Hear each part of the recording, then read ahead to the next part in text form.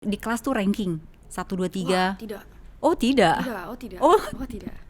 Kenapa tidaknya seperti itu? Temen-temenku semua pada pinter-pinter kan. Tapi kalau misalnya kita udah mulai dengan mengeluh kayak gue nggak bisa atau membandingkan privilege kayak dia mah ada uang atau gitu, ya kita bahkan belum mulai udah gagal sebenarnya. Jadi focus on yourself.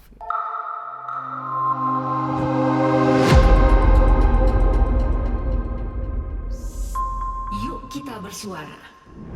Kamila Aisyah Farisa Putri. Halo Kak Indi. Halo, Kak. Jadi dari tadi tuh aku ngobrol ya sama Mila. Ini lucu banget. Jadi ini kalau diam kayak gini nih kayak tegang. Wow banget ya. Pada aslinya cekikikan dari tadi. Biasa aja. Biasa Gini aja. loh. Ini kan lihat nih yang ini nih. Ini cuma ada 1, 2, 3, 4, 5. Yang bikin flyer ini adalah MAN 4 ya. Iya. Madrasah Aliyah Negeri 4 Jakarta. Iya. Yang bikin ini adalah MAN 4, kemudian disebarin, udah gitu ditangkap oleh Kementerian Agama, ya, dari Kementerian Agama disebarin dan kemudian menyebarlah ke seluruh dunia, ya. Gimana rasanya? Lumayan overwhelming sih, karena sebenarnya tuh pas awalnya aku tuh mau lumayan low profile. Nggak Aku mau yang keep- banyak-banyak ngomong gitu, Aku mau keep low profile aja gitu, karena maksudnya pertama aku pengen clarify kalau sebenarnya tuh semua orang, menurut aku ya, semua orang tuh bisa kayak gini. Dan di madrasahku juga banyak kakak kelas yang udah keterima di luar negeri gitu. Angkatanku juga ada beberapa yang udah keterima di luar negeri gitu. Dan aku juga bahkan punya teman madrasah yang selama pandemi ini tuh udah menang 100 lomba gitu. 100 lomba? Iya. Di MAN 4 ini juga? Di MAN 2 Samarinda. Oh, oke. Jadi sebenarnya anak-anak madrasah tuh menurut aku tuh kayak emang siap bersaing sama anak-anak swasta negeri lainnya gitu. Jadi aku mau keep low profile karena menurut aku masih ada banyak di luar sana yang juga lebih hebat gitu loh. Tapi banyak juga di luar sana yang pengen belajar dari kamu, ya kan? Banyak juga yang pengen ngambil pengalaman ini, gimana caranya supaya bisa diterima di sekolah luar negeri, kan nggak gampang, ya nggak? Ya ada prosesnya. Ya. Oke. Nah ini diterimanya aku bacain satu-satu nih. University of Groningen Belanda, ya. Kemudian Western University Kanada. Ada juga University of Waterloo, University of Carleton, Erasmus University of Rotterdam Belanda, dan satu lagi yang belum kecatat di sini nih, ya. Itu Toronto University Kanada. Iya. Ya, dari 6 kan? Berarti total 6 ya. Dari 6 ini hatimu udah kemana? Hatiku ya. Urusannya hati kalau sekarang. Okay. Kalau hatiku sebenarnya masih di sana. Di sana tuh ada di satu lagi yang belum. yang ke-7. Iya, sebelum pengumumannya. Wow, oke. Itu berarti hati kamu ke sana Iya, masih nungguin. Bukan nungguin lelaki sejati yang gimana gitu, bukan ya, tapi university ke-7. Iya. Mau disebutin apa enggak? Kayaknya enggak ada, takut pressure. Oke.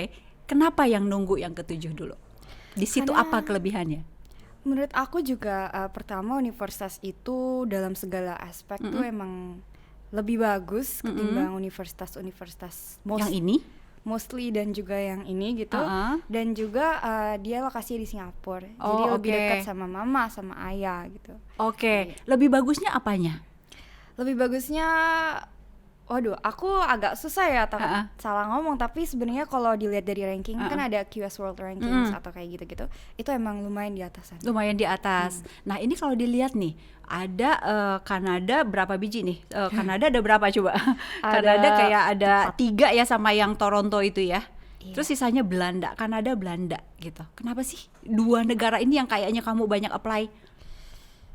Sebenarnya itu aku itu waktu itu sempat bingung juga mau pilih yang mana. Yang jelas tuh aku tuh nggak mau ke ke negara yang harus belajar bahasa baru. Oke. Walaupun Belanda juga harus belajar bahasa baru ya, tapi sebenarnya programnya tuh ada yang bahasa Inggris. Oke. Gitu. Dan jadi tuh aku decide ya udah deh, mama sama ayah pilih satu negara gitu kan. Mama sama ayah pilih satu negara, aku pilih satu negara gitu. Mama sama papa pilih apa? Ayah pilih Kanada, Ayah pilih Belanda, Mama pilih Kanada, Uh-uh. aku pilih Singapura gitu. Oh gitu, oke. Jadi itu gabungan kalian bertiga. Iya, gabungan bertiga. Oke, kamu pilih Singapura dan hatimu nunggu yang ketujuh ini, gitu ya? Tapi ini kayaknya Kenapa? nggak banyak berharap sih. Kenapa? Susah Tough banget. tough banget. Oh oke. Tapi kurang lebih pilihannya adalah ini kan kalau aku baca nih satu-satu nih media studies program, terus media program, global business digital arts. Kamu lebih pilih yang apa tuh berarti? Yang jurusannya gimana? Aku tuh pilih jurusan, aku tuh punya keinginan pengen ngegabungin antara teknologi, desain sama bisnis gitu. Karena aku ngeliat Oke. kedepannya kayak technopreneurship tuh yang bakalan in banget, dan aku juga lumayan suka coding dan teknologi dan segala macamnya dan desain. Jadi aku mau gabungan antara tiga itu. Jadi kalau dipilih antara yang di sini kayaknya aku University of Waterloo sih. Kalau yang dari Business. 6 ini, Waterloo, Global Business itu Digital yang paling Arts. mendekati kamu teknologi, design, and business, lebih dekat ke situ. Yang Singapura Wah, deket kalau- banget, Deket banget. deket banget dari yang 3 itu. Iya, lumayan deket. Oke. Medianya tuh bagian mananya? Ini kan media juga nih, bagian yang orang di depan layarnya atau yang di gimananya? Aku sebenarnya pribadi kurang suka di depan layar. Ini di depan layar Iya, loh. ini makanya. Nah, tapi kalau sebenarnya media itu aku lebih mau yang terapan sih, Kak. Kayak misalnya UI UX atau desain website atau bikin Oke. aplikasi yang kayak gitu. Lebih yang kayak gitu-gitu gitu. praktikal. Emang cita-cita dari kecil itu? Atau lagi kecil tuh kan kebanyakan cita-cita apa dokter, insinyur, pilot atau apa? Kamu apa lagi kecil? Aku tuh sebenarnya lumayan labil sih, Kak, sebenarnya. Aku baru tahu cita-cita dan apa yang aku mauin itu pas kelas 12. Oh, baru kemarin dong. Iya, baru sekarang. Oh iya. Karena aku itu ikut satu acara ini namanya Markoding. Nah, shout out Markoding. Nah, jadi itu tuh Markoding itu kita bikin aplikasi. Bikin aplikasi, terus kita went through all the process yang kayak misalnya planning dan bikin coding, belajar UI UX, dan aku enjoy banget gitu. Oke. Jadi setelah aku enjoy selama proses itu, aku mikir kayaknya ini deh yang aku mau lanjutin gitu. Oh, Aku gitu. mau lanjutin ke sini. Ini dari semua ini nih kan Groningen ada di Belanda, ada Kanada dan lain-lain, satu lagi Singapura, teknologi, desain and business, emang di Indonesia nggak ada. Ada, sebenarnya itu ada gitu. Tapi mungkin kalau aku habis konsultasi sama Ayah juga, Ayah lebih prefer aku di luar. Apa alasan ayah? Langsung nengok sama mamanya tuh. Apa? Alasan Ayah mungkin sebenarnya tuh pinginnya tuh Ayah tuh emang bilang Ayah mau kuliahin anak-anaknya ke luar negeri gitu. Karena itu mimpi Ayah katanya. Jadi ya udah, aku kalau misalnya udah dapet restu juga dari Ayah, make the most out of it aja gitu. Tapi kamu excitednya memang ke luar negeri, bukan di Indonesia. Dulu pas sampai kelas 11 tuh aku emang mikir ya udahlah, realistis aja di Indonesia aja gitu. Tapi semakin kesini aku semakin punya keinginan buat banggain orang tua. Jadi yaudah, dan pingin keluar dari comfort zone juga gitu. Jadi kelebihan kuliah di luar negeri ada nggak tuh 1, 2, 3 kelebihannya apa kalau dibandingin kalau dibandingin di Indonesia? Yang jelas pasti lingkungannya beda. Nah, karena itu kita keluar dari comfort zone kita, dan karena itu kita juga di-push untuk gimana caranya kita bisa beradaptasi, gimana caranya kita bisa fleksibel dan dinamis gitu terhadap lingkungan kita. Terus juga fasilitasnya sih sebenarnya, Kak. Karena aku kan juga mau di jurusan yang teknologi. Jadi aku ngeliat di luar tuh emang fasilitasnya tuh lebih memadai gitu. Kayak di University of Waterloo itu nanti aku bakalan pindah ke kampus namanya Stratford School. Di Stratford School ini kenapa pindah kampus? Karena kampus ini ada banyak banget teknologi di dalamnya yang nggak ada di luar dunia sana, tapi semua itu kumpul di satu di kampus. situ doang. Ya, jadi aku tertarik banget sama itu. Kamu kan berarti sebelum milih ada 9 ya, kamu apply ke 9 university. Dari 9 ini kamu riset satu-satu, ini begini, riset satu-satu. Kalau aku pribadi, aku risetnya dari matkulnya, kayak aku cara milih mau masuk jurusan mana itu dari matkulnya gitu. Mm-mm. Jadi aku masing-masing website kan ada matkulnya. Jadi aku liatin matkulnya kira-kira aku kalau belajar 3 tahun ini enak atau enggak, suka atau enggak gitu. Oh jadi kamu itu riset dulu dari zaman SMP? Kan belajar 3. SMA. Aku nggak yang planning kayak gitu, tapi aku dari SMP kelas 12. SMA kelas SMA. 12. Yeah. Oh baru mulai itu riset, aku mau kemana gitu. Oke. Nah SMP itu kan kamu sempat yang ambil program Cambridge juga ya?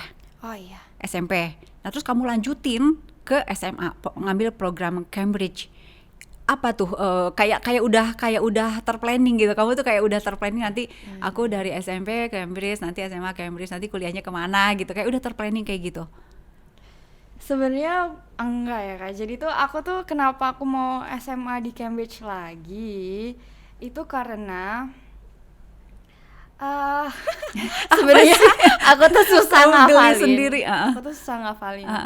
Aku susah banget ngafalin dan kurikulum K13 itu aku cenderung lumayan gak terlalu cocok sebenarnya sama kurikulum nasional gitu. Karena bagi aku itu susah ngafalin dan segala macam gitu.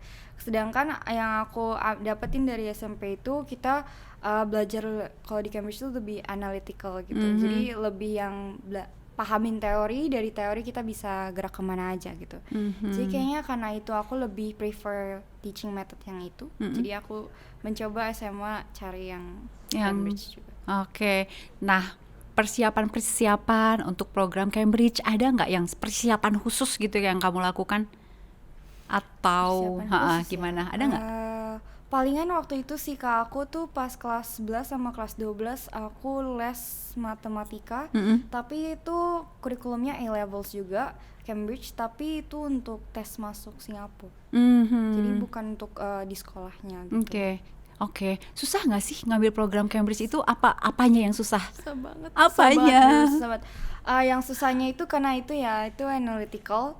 Jadi kita harus analytical dalam bahasa Inggris juga gitu. Iya, dan juga dalam bahasa Inggris. Oke. Jadi kalau misalnya kalau di nasional kan misalnya nggak hafal gitu. Kalau misalnya nggak hafal, ya mungkin masih bisa dilogikain gitu. Tapi kalau di Cambridge itu kalau teorinya aja udah nggak nangkep, ya seterusnya pas dapat tesnya itu ngeblank gitu. Kayak ini apaan gitu. Jadi harus benar-benar drilling banget sama teori. Tiap hari kamu belajar dari pagi sampai malam nggak tidur?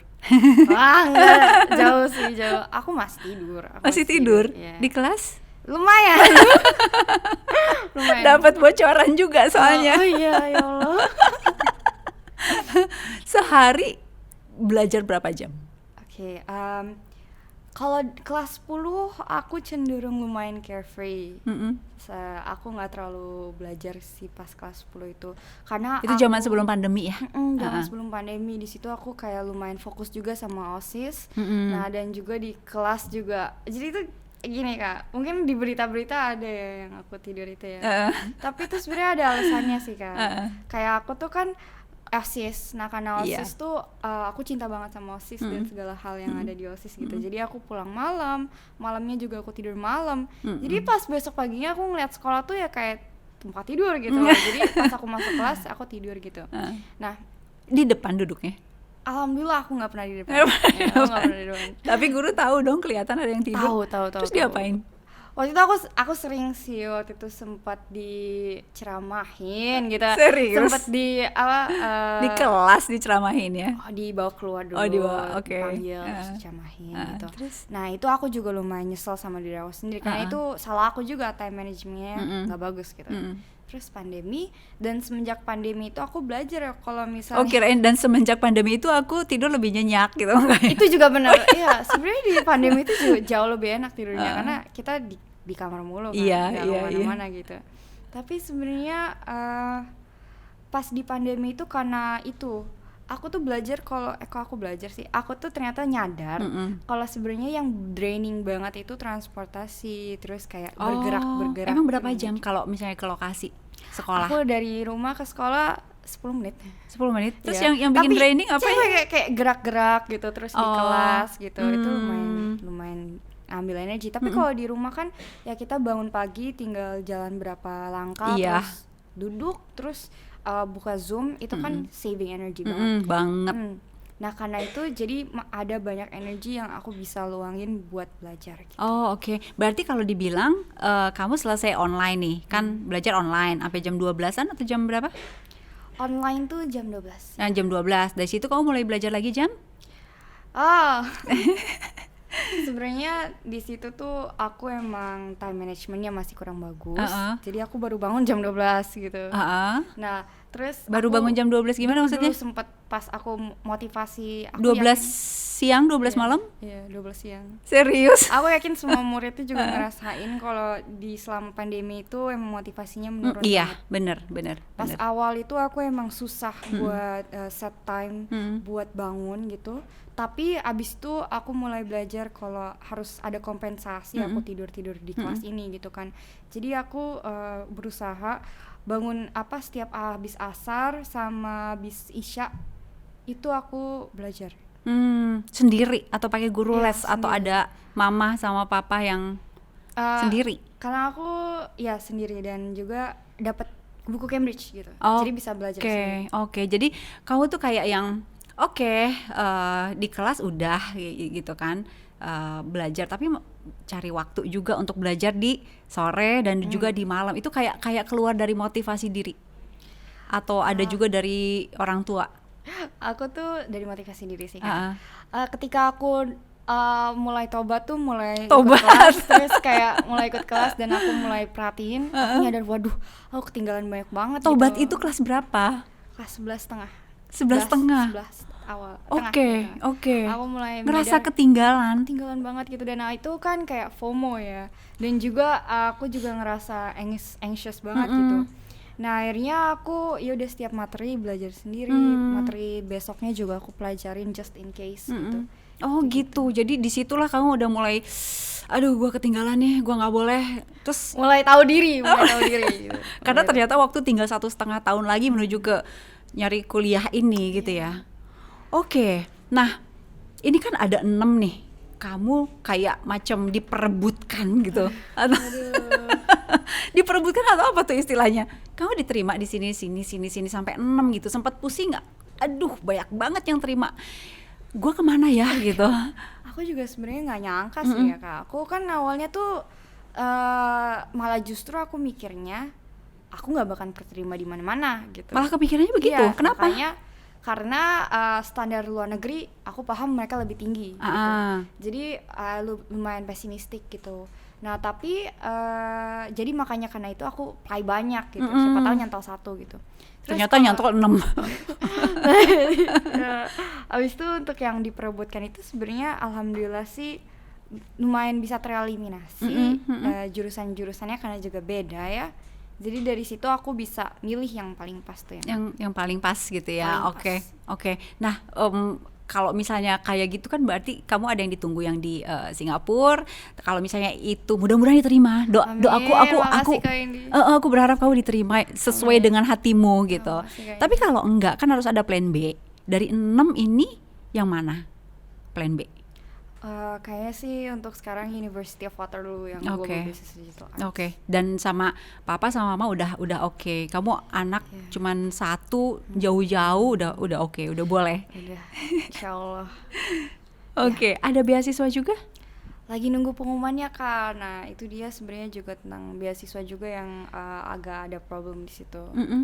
Nggak problem lah, maksudnya aku tuh nggak mau harus nolak beberapa universitas. Nggak apa-apa mereka ditolak.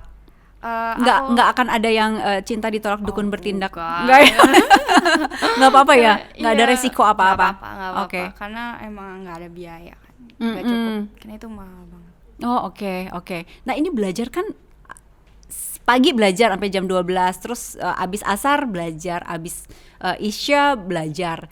Nggak ada gaul sama teman-teman, keluar keluyuran, mall, dulu hangout. pandemi kan. Dulu pas zaman pandemi itu emang semuanya lagi strict kan, nggak boleh keluar sama gitu. sekali. Tapi semakin kesini semakin lumayan free. Jadi aku ya setiap minggu keluar sama teman. Nggak yang se-strict itu sebenarnya tuh. Nggak yang jadwal sebelajar itu banget gitu juga. lumayan belajar sih, tapi masih harus make up time buat ketemuan sama teman juga, buat sosialisasi juga kayak gitu.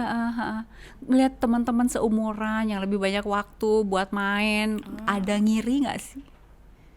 Alhamdulillahnya enggak, karena waktu belajarku itu bukan waktu untuk main. Jadi waktu belajarku tuh sebenarnya jam 9 sampai jam 2-3an malam. Sampai jam 3 malam? Iya. Serius? Otak aku lebih nyerna itu jam segitu. Oh, jadi aku oke. kalau bisa main aja gitu, tapi malamnya belajar. Oke, jadi kayak ada kompensasi. Oke, main tapi belajar juga keras gitu. Sampai jam 3 loh, gila. Itu maksudnya gantinya tidur kapan dong? Itu kan orang jam-jam 2 jam. Itu dia, aku kenapa baru bangun jam 12 siang Kak. Oke. Wow, pernah kayak ditanya nggak sih sama guru, mana Mila? Kan suka di absen tuh satu-satu. Waduh, aku nggak nyadar ya, aku tidur kan ya. Jadi aku nggak nyadar, tapi kayaknya lumayan sering sih. Aku lumayan sering di tag di grup kelas sih. Oke, belajar sampai jam 3 dan itu sendiri berarti. Yang lain pada tidur, semua pada tidur. Iya, dan kamu belajar nggak? Maksudnya itu kan emang lebih hening, kayak lebih konsen gitu ya. Terus apalagi rasanya belajar tengah malam? Ini sebenarnya nggak contoh banget ya. Maksudnya kalau tidur ada jam tidur. Harus tidur di waktu yang harus tidur.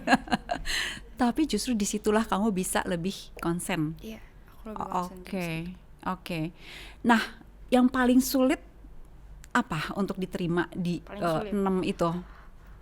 Paling sulit ya. Prosesnya ya Kak. Iya, yang ngerasa kamu kayaknya lumayan struggle banget nih untuk dapetin 6 ini gitu. Kayak Waterloo sama Erasmus. Karena mereka itu butuh banyak. Jadi kalau di Waterloo tuh ada namanya EIF, itu essay, dan essay-nya tuh ada sekitar 6 pertanyaan essay gitu. Jadi setiap pertanyaan tuh harus diisi dengan essay gitu.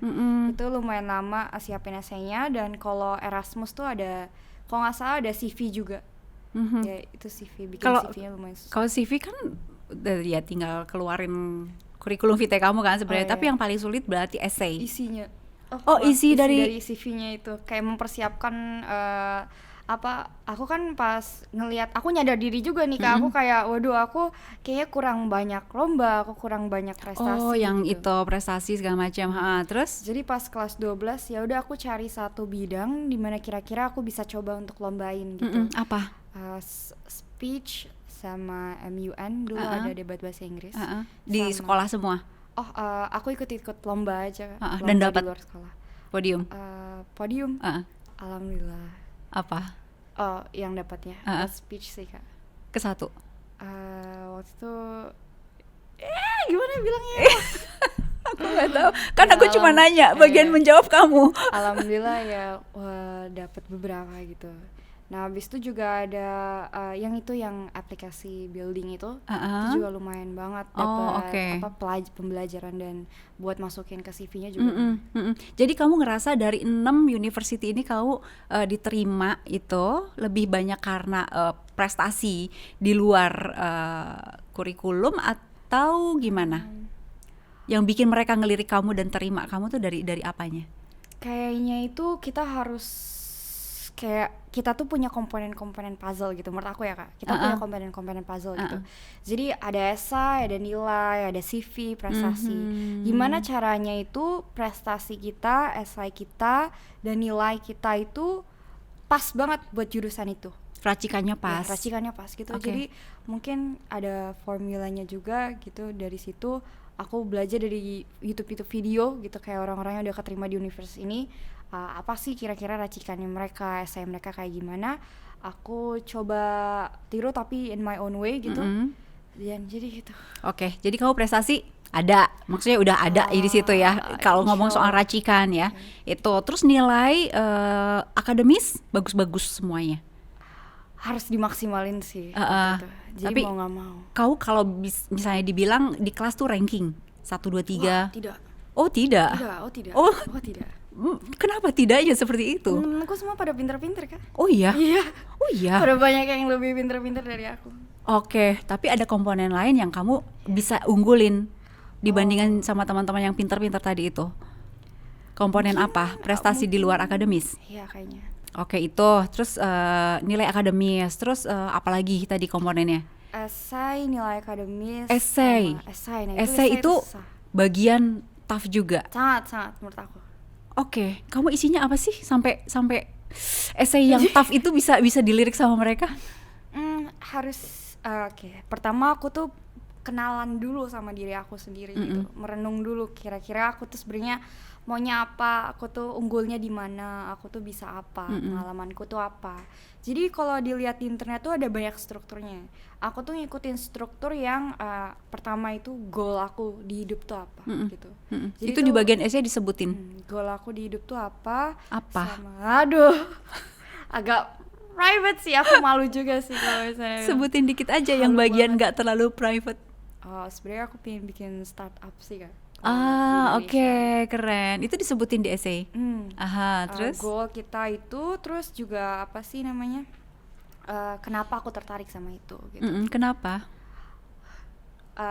Ada satu kejadian ini yang aku bikin jadi apa ya, kayak pivotnya essay itu gitu. Nah, habis itu kenapa aku suka sama itu, kenapa aku kompeten untuk jurusan itu, kayak misalnya dari segi organisasi atau leadership tuh dimention aja semuanya gitu. Kenapa kamu kompeten? Waduh, kakak jadi kayak admission.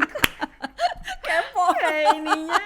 Jadi kayak aku yang ngetesnya. Iya, kayak mau nerima aku di kuliahnya. Nggak, penasaran aja gitu, karena essay itu kan nggak gampang gitu. Oke, essay itu kan ya udahlah cerita aja gitu kan Bu, tapi kan nggak gitu, orang yang baca harus impress dan oke, ini tepat nih orangnya gitu kan. Itu tapi ya udah, kamu ceritain apa adanya di situ gitu, atau ada yang agak kayak dipoles-poles supaya itu sebenarnya harus bagian ya. itu juga harus. penting nah, kan. itu yang aku mau keep private karena aku takutnya ntar kayak kesannya sombong atau gimana gitu kan, karena emang kalau di kita menulis essay itu be as confident as we can gitu. Yes. Dan kalau di in real life aku nggak mungkin kasih tahu itu ke orang-orang gitu.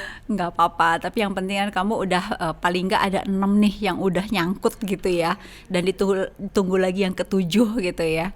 Lagi kecil aku penasaran deh, kamu cita-cita apa sih? Kau kan biasanya anak kecil ditanya tuh sama temen mama papanya, cantik, kamu cita-cita mau jadi apa gitu kan biasa. Kamu dulu jawabnya apa lagi kecil? Arsitek? Iya, dulu aku iya. arsitek. Iya. Sempat kepikiran untuk masuk ke salah satu jurusan arsitek gitu? Dulu pas kelas 12 awal emang targetnya mau arsitek.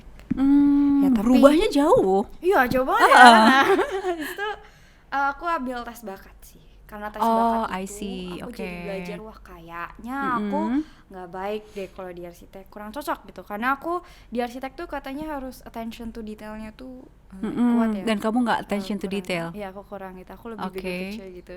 Dan jadi juga di sana aku direkomendasiin buat dari tes bakat itu, aku dapet tuh kalau nggak salah tuh pertama tuh IT, yang kedua itu tuh desain grafis, terus yaudah jadi aku akhirnya gabungin itu plus bisnis, jadilah 3 ini Oke. gitu Kak. Tapi kamu 3 ini emang hatimu udah suka banget. Insya Allah. Oke. Gak ada yang tahu ntar pas ini gimana, tapi insya Allah.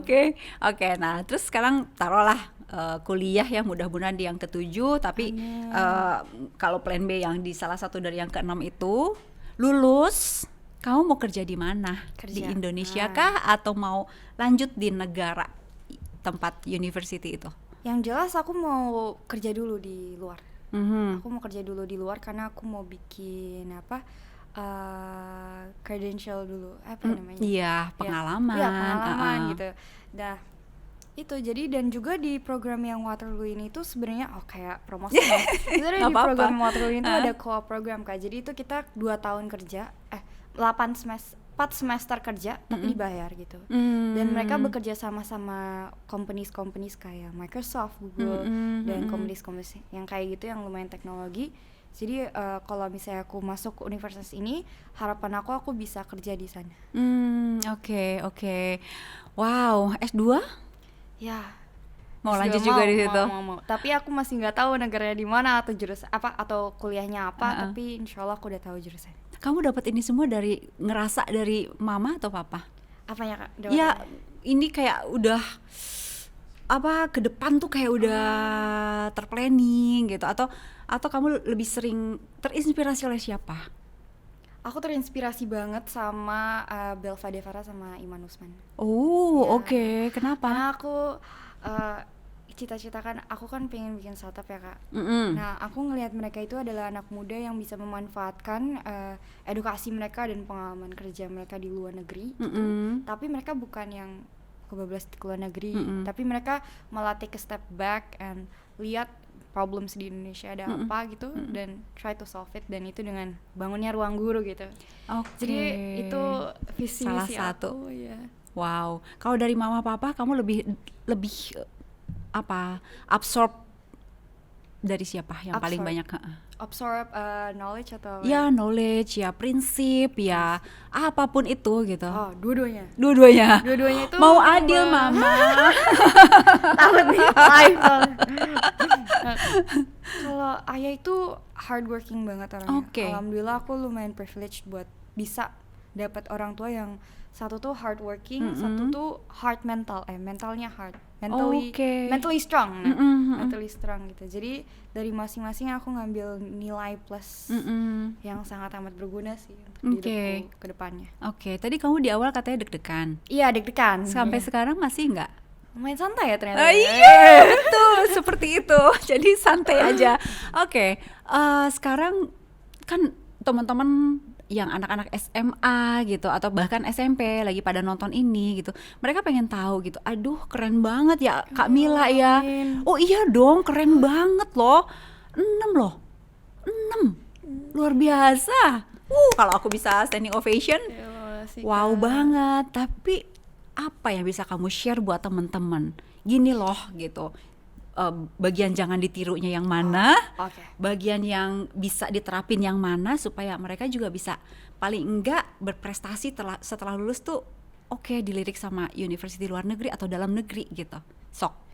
Menurut aku tuh kayak kita nggak perlu kok sacrifice our social life kita, atau kita nggak perlu sacrifice hobi kita. Kalau misalnya kita misalnya ngelakuin hobi kita 3 jam gitu, dan itu menyita waktu kita untuk belajar gitu 3 jam, atau kita ngelakuin hobi kita saat lagi kelas gitu harusnya belajar, kita belajar juga 3 jam di luar kelas itu. Jadi apple to apple, kalau Apple 3 to jam apple. abis itu 3 jam juga dong lu ganti gitu. Ya gitu. Terus Jadi harus tahu diri juga Oke. terhadap itu, dan tapi take it easy aja, nggak usah terlalu pressured karena pasti ada jalannya gitu loh.